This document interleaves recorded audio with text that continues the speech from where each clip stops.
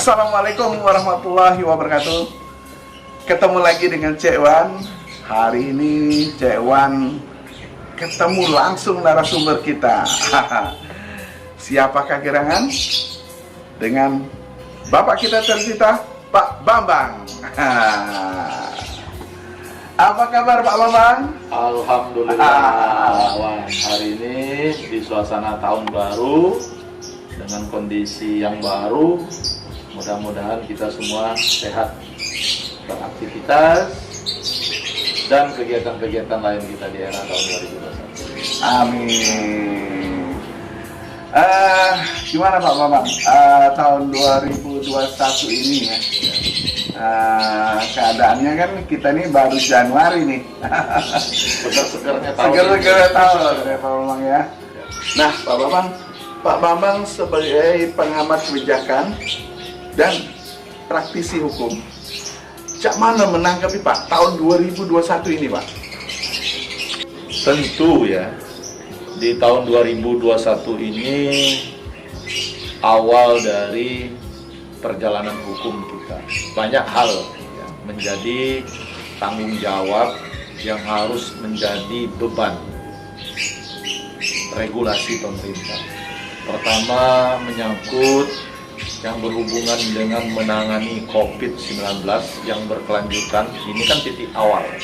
Artinya pemerintah sudah bekerja sama dengan Sinovac untuk memulai vaksinisasi di tahun 2021. Yang kedua, tahun 2021 ini kan langkah awal dalam rangka kita memulai dan mengefektivitas Undang-Undang Cipta Kerja, yaitu Undang-Undang nomor 11 tahun 2020. Di samping itu juga tentu ada kaitan politik. Sekarang ini, kemarin di penutup tahun dan hari ini sebagai ketindaklanjutannya, pemerintah sudah mengambil sikap terhadap salah satu organisasi kemasyarakatan yang dianggap sebagai organisasi yang dilarang oleh pemerintah. Nah ini isu sentral di tahun 2021 ini. Nah, maka saya harap kita juga bisa melihat secara umumnya nanti. Tentu penegakan hukum, politik, ekonomi ini adalah landasan loncatan ke depan bagaimana perbaikan ekonomi, perbaikan hukum, perbaikan politik ke depan dan seterusnya. Nah Pak, pemerintah kan tahun 2021 ini sudah akan diadakannya vaksinisasi Pak ya. Nah di situ kan ada pro dan kontra dalam segi agama, halal dan haram. Nah kalau menurut Bapak, tanggapan Bapak gimana Pak? Nah inilah problem ya. Artinya kita tidak bisa melihat dalam regulasi ini suka dan tidak suka. Saya yakin pemerintah itu kan punya pemikirannya kan lebih luas. Ya. Dalam rangka bagaimana tujuan masyarakat ini kan supaya sejahtera, supaya sehat. Dengan sehat tentu nanti bisa beraktivitas. Dan dengan ini juga pemerintah akan melaksanakan vaksinisasi ini kan salah satu langkah dalam rangka pertumbuhan ekonomi ke depan. Nah kalau kita berbicara suka dan tidak suka, pro dan kontra terhadap vaksinisasi ini ataupun haram dan halal, tentu kan cara pandang kita berbeda-beda. Saya rasa yang harus kita pahami, ya, saya selaku pengamat publik, ya, termasuk juga pemerhati sosial ya, dalam rangka perjalanan pemerintah ini sendiri, baik nasional maupun pemerintah daerah. Yang dilakukan program pemerintah vaksinisasi ini ya harus kita dukung. Kenapa kita harus dukung? Minimal ke depan kita, keluarga besar kita dan masyarakat itu mampu mencegah, minimal mengurangi penularan atau orang-orang yang terdampak daripada COVID-19 itu sendiri. Nah bagaimana pro dan kontra? Nah maka ini melalui lembaga resmi, pemerintah daerah, pemerintah pusat, atau kita sendiri ini mampu menjelaskan kepada masyarakat apa sih resikonya kalau tidak vaksinisasi, apa manfaatnya vaksinasi, supaya masyarakat akan mengerti. Tapi kalau kita mensuguhi atau menyampaikan berita-berita yang sangat menakuti masyarakat tentang vaksinasi, atau yang memberi informasi yang kurang jelas, tentu mereka akan menolak. Tapi dengan kita memberi pencerahan, kita memberi pemahaman yang baik, saya rasa masyarakat akan welcome terhadap vaksinasi ini sendiri. Dan betul, kita lihat sendiri ya sekarang misalnya kan, bahwa sudah masuk ke Indonesia atau yang namanya vaksin itu. Nah, tinggal sekarang yang kita harap ke depan, pemerintah dalam vaksinasi ini sesuai dengan klaster mana yang didulukan, nomor 2 dan seterusnya. Terutama yang penting ini bagaimana menyentuh bagi orang-orang yang tidak mendapat informasi, bagaimana orang-orang yang keterbelakangan ekonomi ini diberi satu pemahaman supaya dia mau dengan vaksinasi, supaya bisa menunjang sistem ekonomi nasional maupun sistem ekonomi kabupaten ataupun pemerintah Sumatera Selatan. Nah, Pak, ini ada lagi yang problem permasalahan ya. problem daring lah ya. Ini problem daring yang sering saya temuin dan saya tanyakan ya. Kan yang bisa ikut daring yang punya fasilitas, Pak. Ya. Contohnya HP, laptop, monitor, dan lain-lain dia. Termasuk juga sinyal kan? Sinyal kan? Nah, bagaimana anak yang tidak punya sama sekali, Pak? Ibaratnya dia punya HP, tapi di sana tidak ada sinyal. Oke, itu yang punya HP, Pak. Yang tidak punya lagi, Pak. Nah, itulah. Nah, Gimana, ini Pak? saya katakan tadi ya. Problem ini kan sangat rumit. Di samping pemerintah mengeluarkan regulasi perpanjangan daring, di samping itu juga tentu bagi orang-orang yang tinggal di daerah perkotaan dengan fasilitas yang ada, saya rasa tidak ada problem. Tapi bagi masyarakat yang tidak mampu, ya, yang tidak punya fasilitas untuk itu, atau masyarakat yang tinggal tetapi tidak punya jaringan. Nah, ini kan problem. Nah, makanya saya katakan perlu ada regulasi, pemerintah menyediakan fasilitas. Artinya di daerah-daerah yang tidak punya sinyal, ya bagaimana pemerintah memberi sinyal kayak jaringan pembantu lah ya, atau pemancar pembantu sehingga bisa untuk melaksanakan jaringan itu. Yang kedua, kalau misalnya masyarakat di sana tidak punya fasilitas, atau masyarakat di daerah perkotaan tidak punya fasilitas, terutama misalnya HP atau laptop, maka pemerintah harus memberi fasilitas dalam bentuk TV lah, kalau kayak videotron lah ya, ataupun TV, supaya bisa bersama-sama untuk mengikuti pendidikan melalui Zoom, tetapi sifatnya untuk publik. Nah, ini juga harus dipikir. Jangan pemerintah mengatakan, toh kita perpanjangkan, sekolah tidak tatap muka, tetapi sarana pendukungnya tidak dipikirkan. Nah, yang kasihan yang tidak punya. Nah, artinya regulasi dijalankan, pemerintah juga memberi fasilitas umum, itu berupa sinyal, wifi, dan sarana untuk itu. Apa misalnya?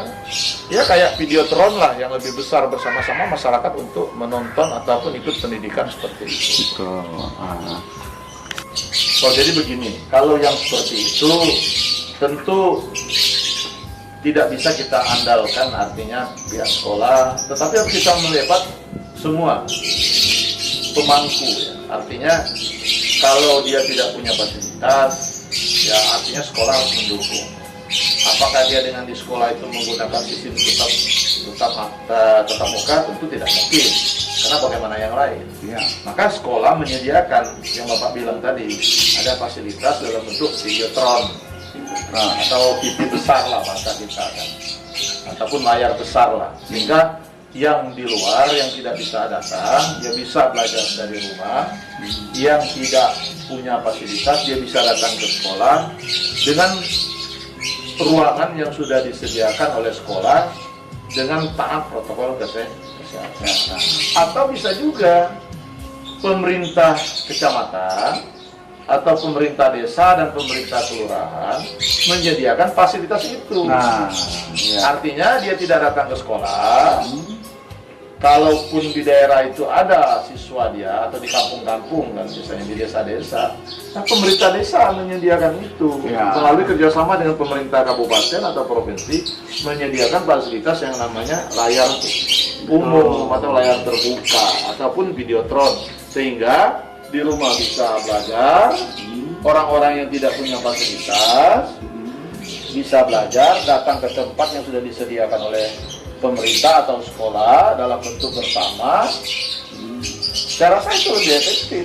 Nah, tinggal sekarang itu daya dukung.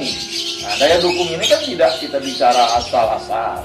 Daya dukung ini harus didukung oleh sarana pendukungnya, jaringannya, videotronnya atau layar TV-nya. Nah, supaya apa? Supaya yang ada bisa mengikuti kuliah atau sekolah sistem daring, yang tidak ada dengan pola tadi juga bisa mengikuti sistem daring. Nah, akan muncul kualitas akan muncul dan tumbuh itu sendiri. Oh, jadi benar juga Pak ya? Ya. Betul.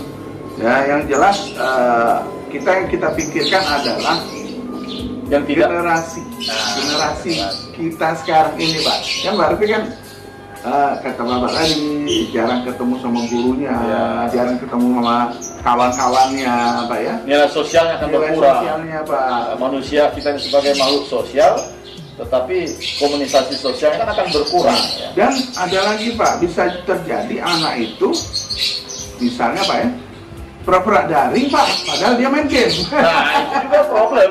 Nah itu lah. Itu juga problem ya. Artinya dia pura-pura daring, tetapi dia menggunakan fasilitas lain. Iya. Ini. Nah, artinya juga begini ya. Saya sering katakan, membangun pendidikan ini tidak hanya tanggung jawab negara, tidak juga menjadi tanggung jawab pendidik, tetapi orang tua juga harus berperan. Iya betul. Berperan mengontrol, mengawasi anak-anaknya yang di rumah, karena tidak mungkin ya seorang guru itu mampu mengawasi anak didiknya selama 2 kali 24 jam. Karena terbatas, guru itu paling dia mengawasi anak didik dia 4 jam atau 5 jam.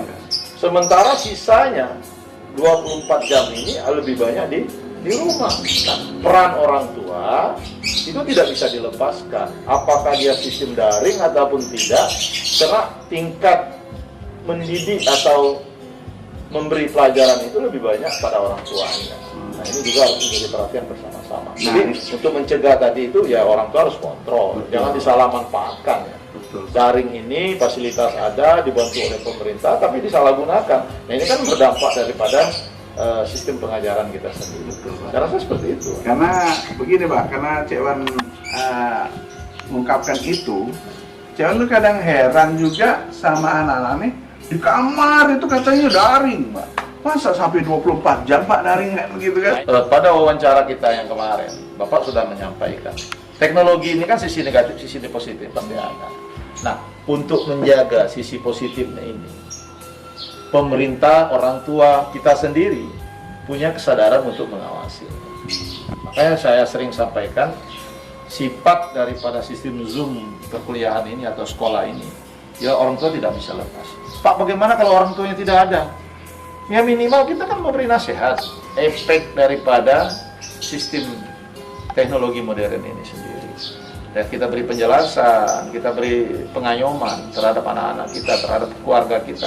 Tentu dia bisa memilahkan mana yang baik, mana yang buruk terhadap efek teknologi, terutama yang berhubungan dengan sistem daring ini sendiri. Betul. Sebab jangan sampai nanti salah, pura-pura dia sekolah daring, pura-pura dia kuliah daring. Tapi yang dibukanya kan konten lain. Nah, itu saya rasa seperti itu mencegahnya. Oh iya Pak. Nah Pak, bagaimana Bapak menanggapi FPI ini kan sudah mulai Dibutuhkan. Nah iyo, dibutuhkan dan membentuk mendeklarasikan yang baru. Nah, mendeklarasikan yang baru Pak. Nah itu tanggapan Bapak cuman Pak?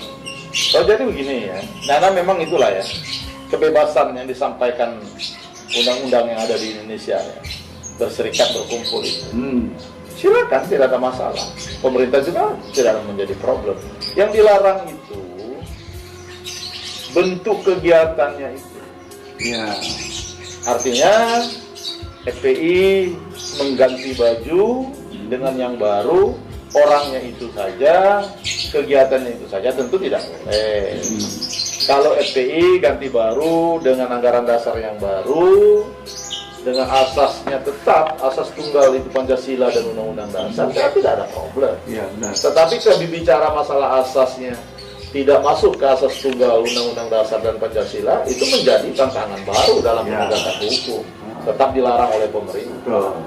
Nah, yang kita harap nanti FPI yang baru ini dengan bungkusan yang baru, kegiatan sosial tetap berjalan. Tetapi yang berhubungan dengan konteks akan masuk ke dalam konteks negara-negara syariah ataupun dalam konteks melawan sistem kepemerintahan yang bertentangan dengan Undang-Undang Dasar dan Pancasila ini, ya tidak terjadi kepada organisasi yang baru. Nah, sepanjang penggantian nama, orangnya itu dan kegiatannya masih seperti itu, saya rasa pemerintah tetap mengambil sikap. Apa sikapnya? Tentu dibekukan lagi. Ya, benar. Bila perlu nanti pemerintah melabelkan personalnya. Bahwa saya melihat ya, kalau memang ini bagian daripada organisasi yang dilarang oleh pemerintah, salah satu syarat kita masuk di organisasi yang lain atau ikut kegiatan-kegiatan pemerintahan, kan pernah kita dengar salah satunya dilarang ikut organisasi yang dilarang pemerintah. Nah, ini juga berdampak juga sebenarnya. Tapi saya rasa inilah tantangan penegakan hukum ke depan, termasuk juga dengan kasus-kasus yang sedang berjalan sekarang. Dan saya yakin polisi yang menangani kasus ini kan lebih profesional dan dia harus mempertaruhkan jabatan dia. Nah, ini yang menjadi perhatian kita bersama-sama di dalam penegakan hukum. Termasuk juga misalnya yang masih PR besar tadi Bapak sudah sampaikan, KPK harus menyelesaikan bagaimana caranya mencari orang-orang yang dalam TPO daripada kasus KPK itu. Dan Jaksa Agung juga harus bekerja keras, mulai dari yang tertingginya Mahkamah Agung, Pengadilan Kejaksaan Tinggi, Kejaksaan Negeri juga berupaya semaksimal mungkin menegakkan hukum yang adil, sehingga masyarakat kita sebagai pelaku memberi nilai yakin positif bahwa lembaga penegakan hukum ini berkomitmen menegakkan hukum di tahun 2020. Mano sebagai praktisi. Itulah. Ya, praktisi hukum. Karung Plembang lah dapat ngomong L. Aku ini baru nih lah Pak. Jadi pengamatan Bapak tahun 2021 ini Pak. masalah hukum. Masalah hukum ini. Tentu ini yang menjadi problem kita bersama-sama. Kenapa saya katakan problem kita bersama-sama? Tahun ini kan tentu mempunyai dampak yang sangat luas. Pertama, dalam penegakan hukum keterkaitan dengan dimulainya penerapan terhadap Undang-Undang Nomor 11 Tahun 2020 tentang Cipta Kerja. Yang kedua, tentu dimulaikannya kasus-kasus besar yang tidak selesai yang ditangani oleh KPK. Kita lihat kemarin misalnya ada 2 menteri yang ter-OTT. Satunya lagi belum tertangkap, yaitu salah satu kader politik tersangkut kasus suap KPU. Nah, ini sebagai tantangan ke depan.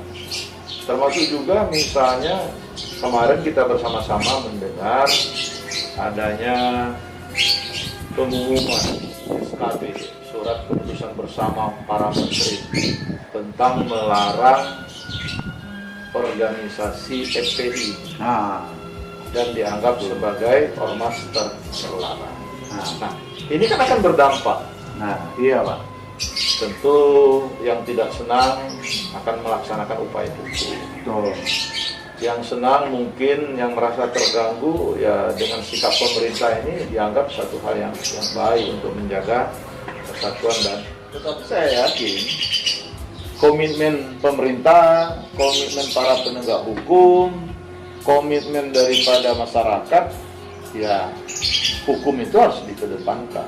Artinya PR yang selama ini yang menganggap hukum tidak berjalan, ya harus di tahun 2001 ini sendiri harus menjadi perhatian daripada pemerintah, termasuk kita sendiri sebagai masyarakat juga mengawasi bersama-sama dalam penegakan hukum. Selalu aman, Ya, Pak. harus Itu yang perlu, Pak. Idam-idamkan. Artinya kebijakan publik perlu aman. Ya, Penegakan hukum perlu aman. perlu aman. Tujuannya.